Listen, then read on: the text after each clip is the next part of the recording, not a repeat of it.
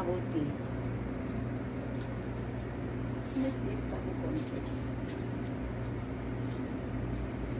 Kasi pagka winter, alam mo, ang mga suot namin halos silang doble. Winter pa rin naman, kaya lang medyo mainit ngayon, kaya pwedeng magsuot ng manipis, pero paglabas mo magja-jacket ka. Tapos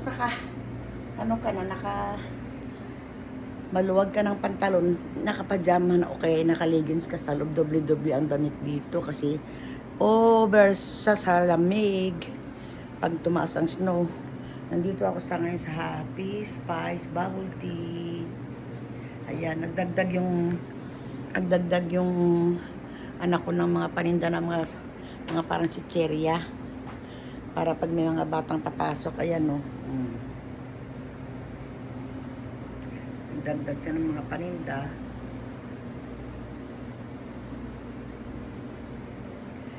Ayan. Ako nag-ayos ng mga halaman na yan. Gugupit-gupit ako. Thank you for watching and kindly follow for more of my videos.